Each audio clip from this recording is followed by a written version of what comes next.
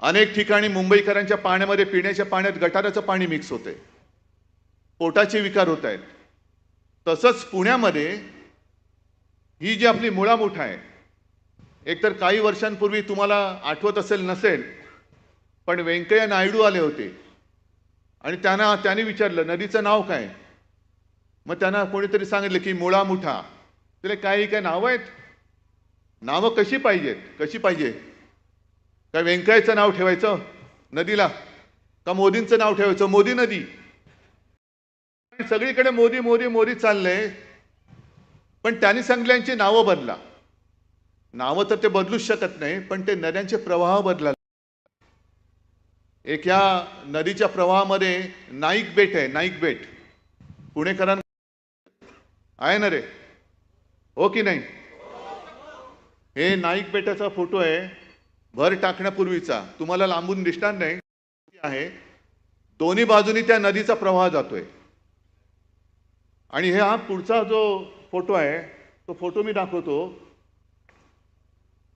त्याच नाईक बेटाचा आहे, पण एका बाजूनी पूर्णपणे भराव टाकून नदीचा प्रवाहच बंद करून टाकला. मग नदी काय करणार, घुसणार नाही इकडे तिकडे.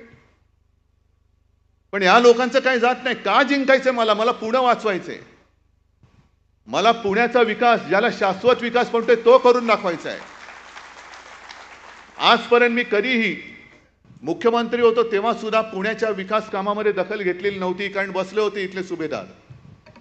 म्हटलं ठीक आहे, तुम्ही चांग भलं करत असाल पुण्याचं तर करा. आणि आपल्या सत्तेच्या काळात ज्या गोष्टीला आपण स्टे दिला होता, आपली सत्ता, आपलं सरकार गद्दारी करून पाडल्यानंतर पुन्हा जोमाने तिकडे लाखो ट्रक ते सगळे डेब्री राडा रोडा सगळे टाकून तो नदीचा प्रवाह बंद करून टाकला आणि पाणी माझ्या पुणेकरांच्या घरामध्ये घुसायला लागलं. याला विकास म्हणायचा? हा विकास नाही, हा विकार आहे. होय, भाजपला झालेला पैशाचा विकार आहे हा. आणि याच्यासाठी पुणेकरांनी उतरलं पाहिजे रस्त्यावरती. आपण जे उतरलो ना, एक तर तू राहशील किंवा मी राहीन, तो एवढ्यासाठी राहिले. तू बर्बादी करणारा, तू तर राहू शकत नाही. तुला घालवण्यासाठीच मी मैदानात उतरलेलो आहे.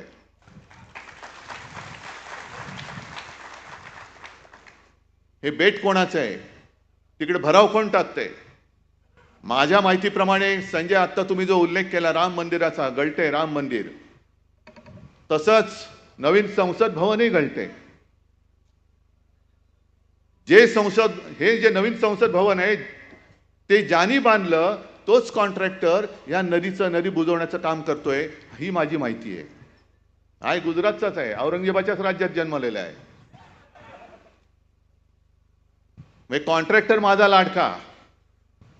मग काय, पैसे गेले तरी जातील, जाऊ दे, पण माझ्या कॉन्ट्रॅक्टरची तुंबडी भरली पाहिजे. पुणेकर मेला तरी चालेल, पण नदी बंद झालीच पाहिजे. कॉन्ट्रॅक्टरच्या खिशामध्ये पैसा पडलाच पाहिजे. हे कॉन्ट्रॅक्टर सुद्धा त्यांना सांगतो, जरा 3 महिने थांबवा, नंतर तुमचा सुद्धा हिशोब चुकता केल्याशिवाय राहणार नाही आम्ही. तुमचा हिशोब चुकता करू. अरे 14 महिन्यामध्ये अजून 1 वर्ष झालं नाही नवीन संसद भवन उघडून. 1 वर्ष झालं असेल जेमतेम. किती वर्ष झाली? 1 वर्ष. मोदी जे काँग्रेसकडे हिशोब मागतायत, 60 साल में क्या किया, 70 साल में क्या किया. अरे तुम्ही 12 महिन्यात जे संसद भवन बांधले ते गळते, त्याचा हिशोब पहिला द्या आणि मग आमच्याकडे 70 वर्षाचा हिशोब मागा. 70 साल में क्या किया. तुमचं सगळंच गळतंय ना. म्हणजे जे बांधलंय ते मी बोलतोय. काय शब्द अर्थाचा अनर्थ करू नका, बाकी कुठे मी काही पाहिलेलं नाही.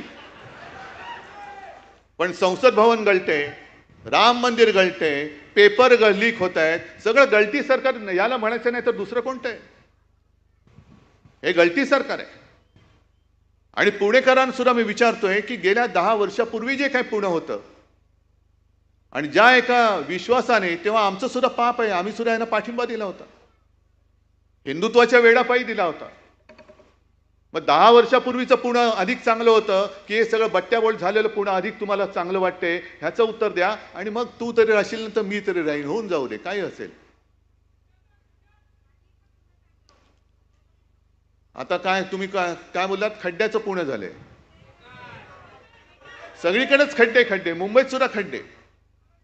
म्हणजे जे छाती ठोकपणाने सांगत होते आमचे नितीन गडकरी की असे रस्ते मी बनवेन की 200 वर्षामध्ये खड्डेच पडणार नाही. अजूनही मुंबई गोवा रस्ता होत नाहीये. कोकणामध्ये जा, अजून गचके गचके गचके खातच जावं लागतं. गणपती बाप्पा चाकरमानी दरवर्षी तो सीझन आला की सगळे नाटकं होतात, सगळे राजकारणी जातात खड्डे बघायला. मग हे सगळे खड्डे जे आहेत त्याचा एक चांगला फोटो तयार करा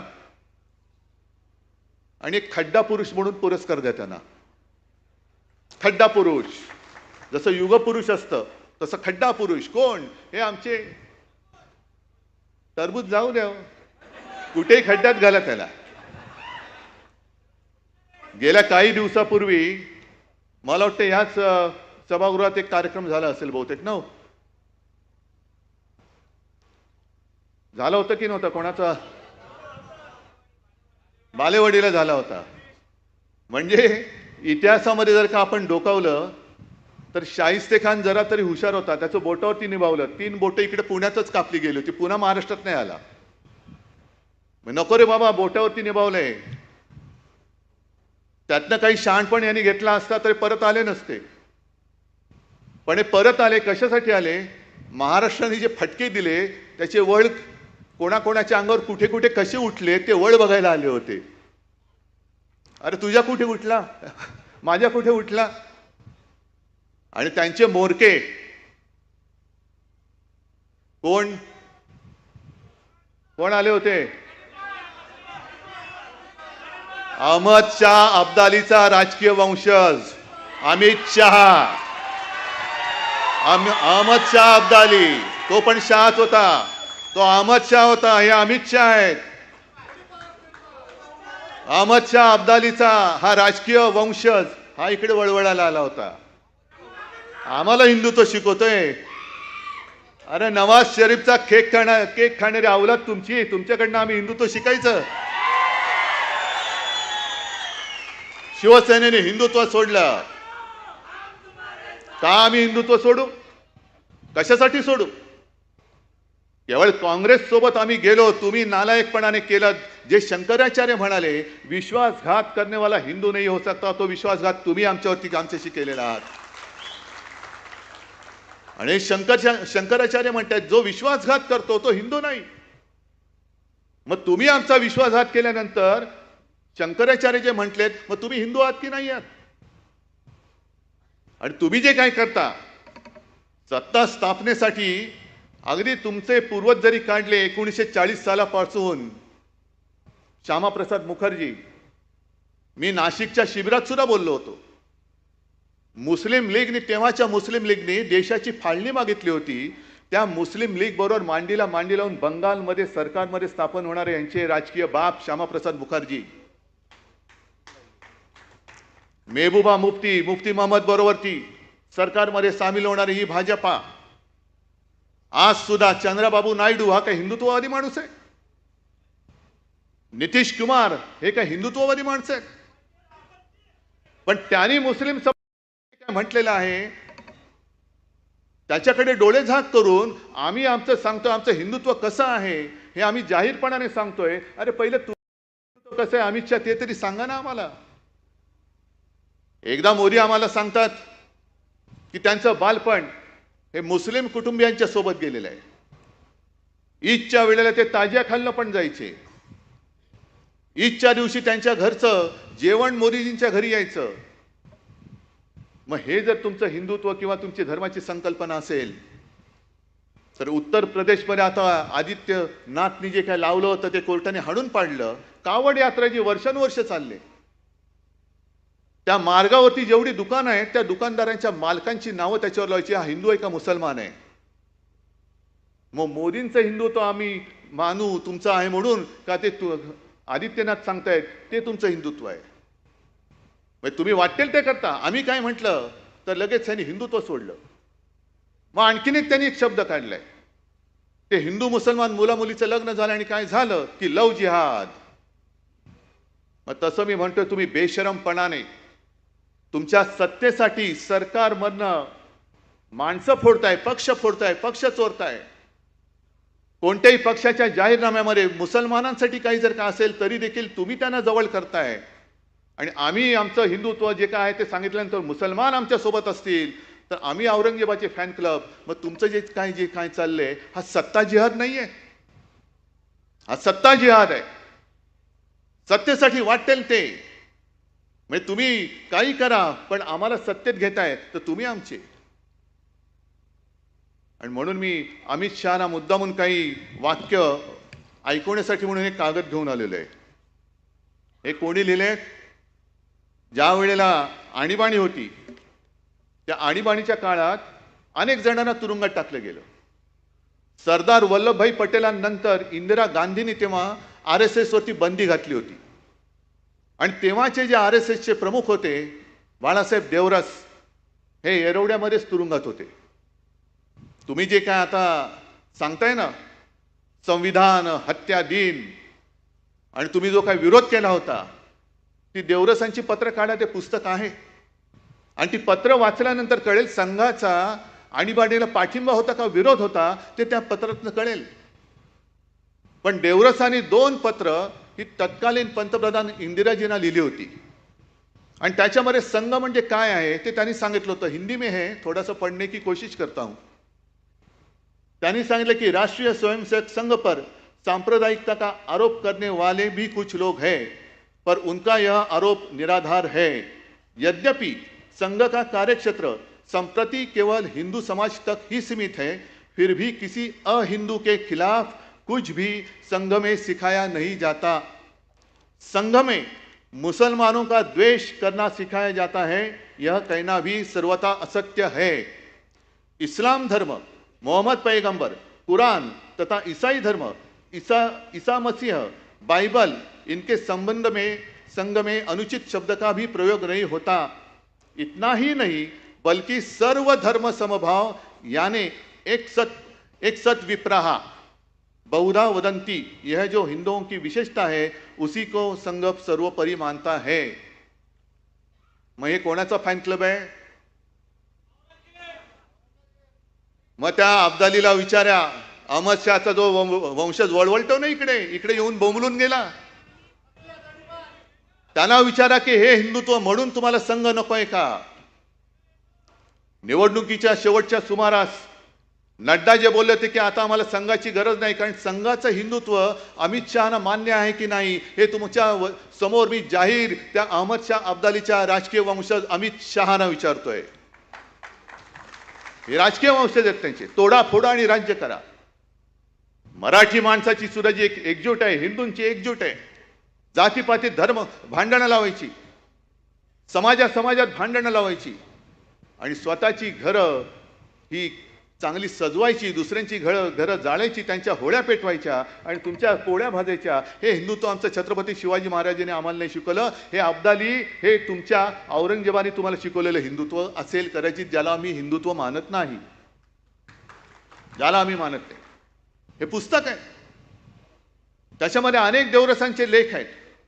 आणखीन एक मुद्दा म्हणून तुम्हाला सांगतोय, हे घेऊन जा बाकी.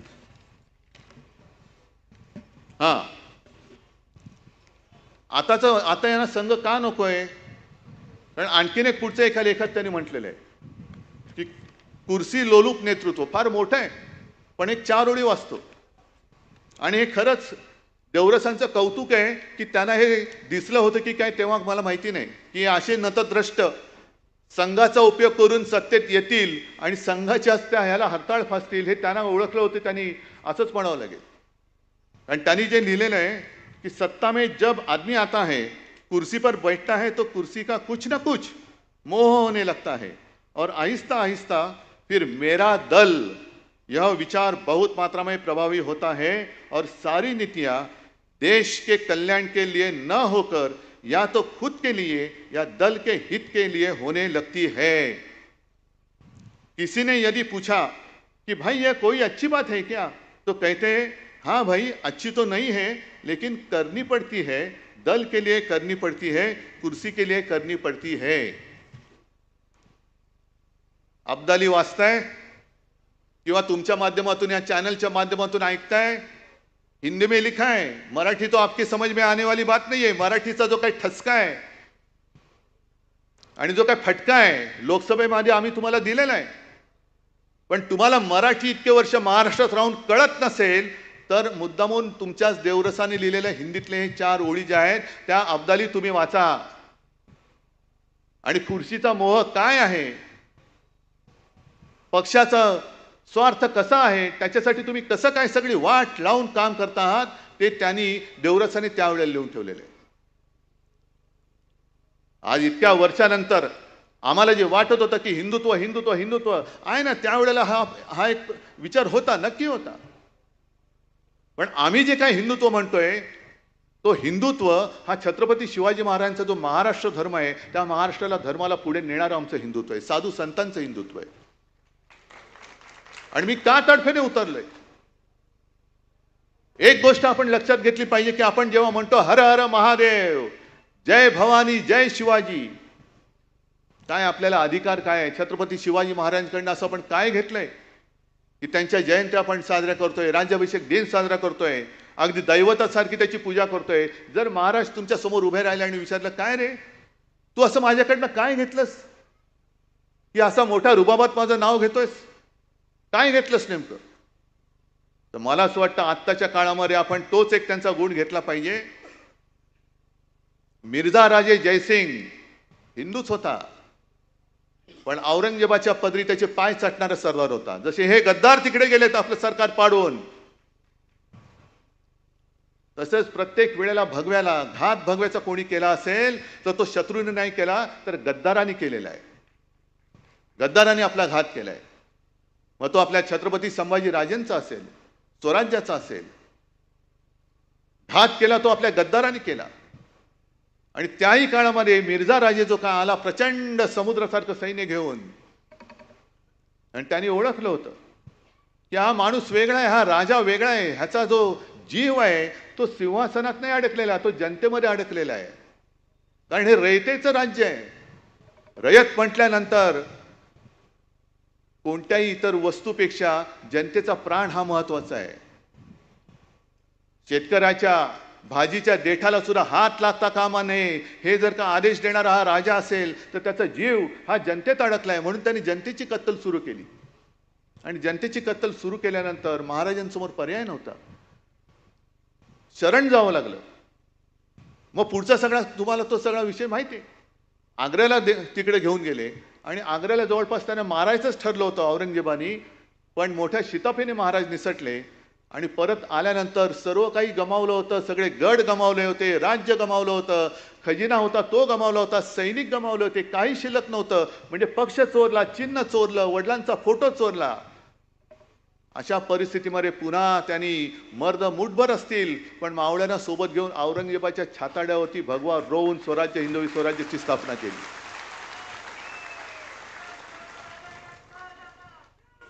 मग आपण हे नाही करू शकत? आपण नाही करू शकत? अरे तेव्हाची लढाई वेगळी होती. तेव्हा ईडी, इन्कम टॅक्स, सीबीआय नव्हतं. सरळ तलवार घेऊन यायचे आणि जे मी म्हणतो ना तू राहशील किंवा मी राहीन, जसा सिंहगडाच्या वेळेला तानाजी आणि तो उदयसिंग म्हणजे समोरासमोर भिडायचे, लढाई व्हायची, रक्तबंब वाढवायचे, कोणाचा हात कापला जायचा, कोणाची गर्दन छाटली जायची, कोणाचे पाय जायचे. तरी देखील उभं राहिलं का? चला जिंकूया. हा महाराजांनी तेव्हा सुद्धा एक आदेश दिला असेल, चला जिंकूया. का? कारण सगळं जे काही संकट आलं होतं ते संकट नेस्तनाबूत करून पुन्हा माझा पवित्र भगवा, हा हिंदू संस्कृतीचा भगवा, हा तिकडे मला रोवायलाच पाहिजे.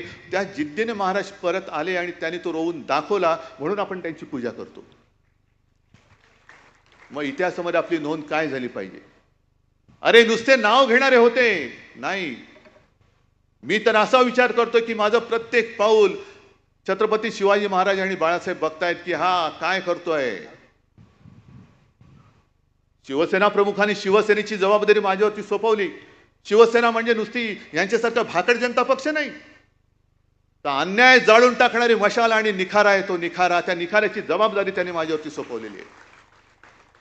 निखाऱ्याची जबाबदारी पेळणं हे फार मोठं काम आहे. मशाल सुद्धा हातामध्ये पेळणं हे फार मोठं काम आहे. कारण जी मशाल अन्याय जाळू शकते तीच मशाल घर सुद्धा जाळू शकते. आणि म्हणून मी जी मशाल निशाणी निवडलेली आहे ती जाणीवपूर्वक निवडलेली आहे. ठीक आहे, आज सुद्धा माझं आव्हान आहे, तुम्ही पक्ष चोरलात, चिन्ह चोरलात, सुप्रीम कोर्टामध्ये निकाल लागणार आहे. उद्या का 6 तारखेला सुनावणी आहे. आमचा न्यायदेवतेवरती विश्वास आहे, येत्या 5, 10, 50 वर्षामध्ये निकाल नक्की लागेल. ना आता एवढा आमचा विश्वास आहे, आमचा अंधविश्वास आहे न्यायदेवतेवरती. एक 50 वर्षामध्ये निकाल नक्की लागेल, पण तो निकाल लागायचा तेव्हा लागेल. मी जनतेच्या न्यायालयामध्ये निकाल मागण्यासाठी न्याय मागायला आलेलो आहे. आणि आजचं हे जे शिबिर आहे, हे शिबिर आणि तुम्ही सगळे माझे शिवसेनेचे वकील आहात. जनता आपला न्यायाधीश आहे आणि त्या न्यायाधीशाकडे जाऊन आपल्या संघटनेची, आपल्या शिवसेनेची बाजू मांडणारे तुम्ही शिवसेनेचे दूत आहात, शिवसेनेचे वकील आहात. ही जनता न्यायालयामध्ये सुनावणी आजपासून सुरू झाली आणि निवडणुकीचा निकाल लागेल तेव्हा जनतेच्या रूपाने बसलेला तिकडे तो जनता जनार्दन रूपी न्यायाधीश असेल, त्यांनी दिलेला न्याय हा आपल्या बाजूने असेल. हा मला आत्मविश्वास आहे, हा मला आत्मविश्वास आहे. बाकी कोर्टाला सुद्धा मी विनंती अनेकदा केलेली आहे. एक शेवटची विनंती करतो, नाही तर आम्ही आता नाद सोडतो. लोकशाही ही केवळ शिवसेनेची लढाई नाहीये. अपात्रतेचा निर्णय, अहो आता संपली, टर्म संपली. आता उद्या जरी त्यांना अपात्र ठरवलं तरी देखील उद्याची निवडणूक लढवू शकतात. मग आम्हाला मिळाला कुठे नाही. पण आज आम्ही तुमच्याकडे एका आशेने बघतोय की दिवसा ढवळ्या लोकशाहीचा खून करून चोर बाजार मांडणारे खुनी जर का आमच्या राज्यावरती राज्य करत असतील तर आम्ही कोर्टाकडनं अपेक्षा केल्यानंतर तिथून जर न्याय मिळायला विलंब होत असेल तर दुसरा आम्ही कोणाकडनं अपेक्षा करायची न्यायाची? मी माझ्या जनतेकडनंच करणार, कारण जनताच मग त्याला साक्षीदार आहे. जो गद्दारांनी चोर बाजार मांडलेला आहे संपूर्ण, आणि आता रेवड्या उडवत आहेत. एक तर लुटालूट प्रचंड चाललेली आहे. मग पुण्यामध्ये लुटतायत, मुंबईमध्ये लुटतायत, सगळीकडे कॉन्ट्रॅक्टर देऊन टाकतायत आणि त्या रूपाने पैसा उभारतात. हाच पैसा या निवडणुकीमध्ये वापरणार आणि हे कमी पडतंय. म्हणून आता लाडकी बहीण असेल, आणखीन काही असेल, म्हणजे तुम्ही लाच घेऊन मतं विकत घ्यायला बघताय. महाराष्ट्र स्वाभिमानाने जगणार आहे, भिकेवरती जगणारा महाराष्ट्र नाहीये. महाराष्ट्राला पाहिजे ते हक्काचं पाहिजे. आज सुद्धा त्या माऊलीला आपण मदत केली. शेतकरी काय मागतात ते द्या, त्या माऊलीला 1500 रुपये द्या, तिचा मुलगा येतोय परत. ज्या घरामध्ये शेतकऱ्याने आत्महत्या केल्या, अनेक घरामध्ये बेकार तरुण आहेत. तरुण गेल्या 10 वर्षापूर्वी काय त्यांचं वय होतं, आज त्यांचं काय वय आहे, आणि त्या घरामध्ये तुम्ही त्याच्या बहिणीला, त्याच्या आईला 1500 रुपये देऊन काय सांगणार आहात? 1500 रुपयामध्ये घर चालवणार आहात? मग हक्काचं द्यायचं नाही. जर तुम्ही हक्काचं मागाल तर याद राखा, मोदी आणि अब्दालीची हीच योजना आहे. आम्ही देऊ त्याच्यावरती जगा, पण हक्काचं कमवाल तर आम्ही तुमच्या मागे ईडी, इन्कम टॅक्स, सीबीआय लावू. इकडे स्वाभिमानाने नाही जगायचं, ताटमानेने जगाल तर याद राखा तुरुंगात टाकू. आमच्या समोर याल तर हातामध्ये भिकेचा कटोरा घेऊन आणि खाली मान घालून यायला पाहिजे. हे तुम्हाला मंजूर आहे? आणि ह्यालाच मी म्हणतो, एक तर मी तरी राहीन, नाही तर तू तरी राहशील. अन्यायावरती वार करणार तरी राहील, नाहीतर अन्याय करणार तरी राहील. हा लढा उद्धव ठाकरेचा नाहीये, हा लढा केवळ शिवसेनेचा नाहीये, हा लढा माझ्या छत्रपतींच्या महाराष्ट्राचा आहे. दरवेळेला जे आपण सांगतो, सेनापती बापटांचा दाखला देतो, महाराष्ट्र आधार या भारताचा, तो आधार भारत आज महाराष्ट्रामध्ये शोधतोय. आणि एकदा आपण हे करून दाखवले. आज सुद्धा माझ्याकडे जे येतात, इतर राज्यातनं काही लोक येतात. ममता दीदी येऊन गेल्या, आणखीन काही लोक येऊन गेले आणि अनेक जण येऊन सांगतात की उद्धवजी आपने देश को दिशा दिखाई. 1 डिसेंबर जानेवारी पर्यंत या हुकुमशहाच्या विरुद्ध बोलण्याची कोणाची हिंमत होत नव्हती, ती महाराष्ट्राने दाखवली. म्हणून आपण हा लढा देऊ शकलो. आहे ना, ही तर आपली परंपरा आहे, अन्यायाविरुद्ध लढणं. त्याही काळामध्ये आम्ही शाळेमध्ये हे सगळं शिकलो, तुम्ही पण शिकलेला आहात. आपल्या शाळेची पुस्तकं एकच होती, धडे एकच होते, पण नुसते वाचून मार्क मिळवण्यासाठी ते धडे नव्हते, तर आयुष्यामध्ये ते संस्कार गिरवण्यासाठी म्हणून ते धडे होते. लोकमान्य टिळकांना जे म्हणतात असंतोषाचे जनक, स्वराज्य हा माझा जन्मसिद्ध हक्क आहे आणि तो मी मिळवणारच. मग तेच आज आम्ही म्हणतोय. त्या काळामध्ये जसे टिळक हे महाराष्ट्राचे एक मराठी माणूस देशातल्या इंग्रजांच्या विरुद्धचा असंतोषाचा जनक झाला, तसं आज ह्या मोदी शहांच्या हुकुमशाही विरुद्ध माझा महाराष्ट्र आणि माझी शिवसेना ही आजच्या हुकुमशाहीच्या विरुद्धची असंतोषाची जनक आहे. आणि जसं ते म्हणाले होते की स्वराज्य हा माझा जन्मसिद्ध हक्क आहे, तो मी मिळवणारच, तसं आज सुद्धा आम्ही म्हणतोय की होय, स्वराज्य हा माझा जन्मसिद्ध हक्क आहे आणि तो मी राखणारच. म्हणून आम्हाला जिंकायचंय. कारण ही नुसती एवढ्या जागा पाहिजेत, तेवढ्या जागा पाहिजेत नाही, मला अख्खा महाराष्ट्र पाहिजे. मला महाराष्ट्राचा कानाकोपरा हा स्वाभिमानाने उठलेला पाहिजे, पेटलेला पाहिजे. मला संपूर्ण महाराष्ट्रातल्या दऱ्याखोऱ्यांमध्ये या हुकुमशाही व्यापारी हुकुमशहांच्या विरुद्ध एक रान किंवा वणवा पेटलेला पाहिजे. आणि ते वणवा पेटवण्याचं काम तुमच्यावरती दिलेलं आहे. आहे हिंमत तुमच्यामध्ये? करणार ती कामं? कारण हातामध्ये तलवार आहे, ठीक आहे, पण ही तलवार जसं त्या मुनगट्टीवाराने आणली, वाघ नख. अहो मुनगट्टीवार, नखाच्या मागे वाघ असतो ना, तेव्हा त्या वाघ नखाला अर्थ असतो.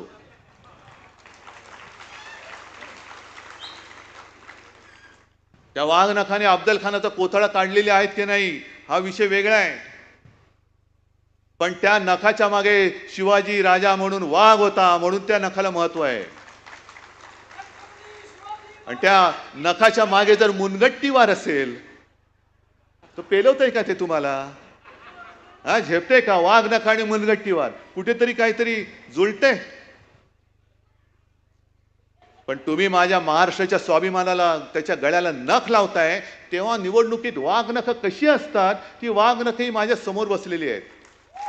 ही महाराजांची वाघ नख, खरी वाघ नख ही महाराष्ट्राची जनता आहे. ही शिवाजी महाराजांची वाघ नख म्हणजे महाराष्ट्रातली जनता आहे. आणि हीच वाघ नख घेऊन उद्याच्या निवडणुकीत हा जो अब्दाली आपल्यावरती चालून आलेला आहे, होय मी त्याला आजपासून अब्दाली म्हणतोय, अहमद शाह अब्दाली म्हणतोय. मला तुम्ही नकली संतान म्हणता तेव्हा लाज नाही वाटत?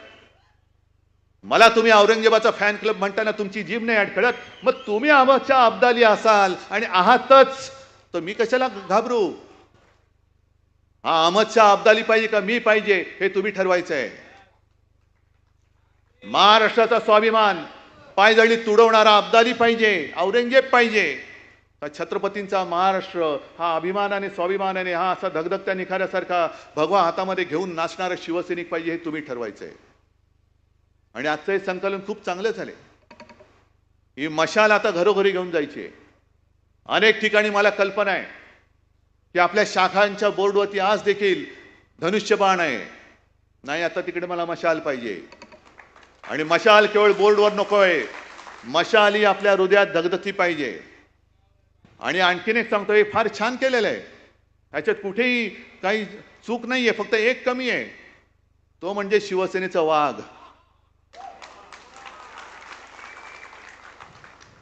जो मुनगट्टीवारकडे नाहीये, जो भाजपकडे नाहीये. तुम्ही नखं घेऊन बसा, पण वाघ माझ्याकडे आहे. त्याच्यामुळे आम्हाला ती भीती दाखवू नका. ही निवडणूक तुम्ही कधीही घ्या, ठीक आहे, पावसाचं थैमान आहे, पण त्याच्यानंतर पावसाचं थैमान झाल्यानंतर भगव्याचं थैमान सुरू होईल. भगवं वादळ या महाराष्ट्रामध्ये येईल.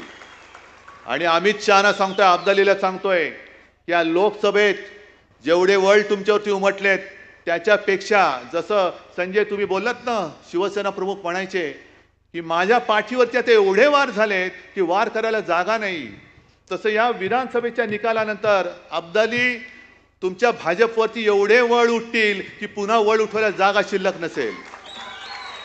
आणि मग तुमची वळवळ ही महाराष्ट्रामध्ये कायमची गाडली गेलेली असेल. आणि ती गाडण्यासाठी सज्ज व्हा, हातामध्ये मशाल घ्या आणि ह्या चोर बाजाराला, दरोडेखोरांना जसं औरंगजेबाची कबर तिकडे आपण बांधली तशीच भाजपची राजकीय कबर या महाराष्ट्रामध्ये बांधा. जय हिंद.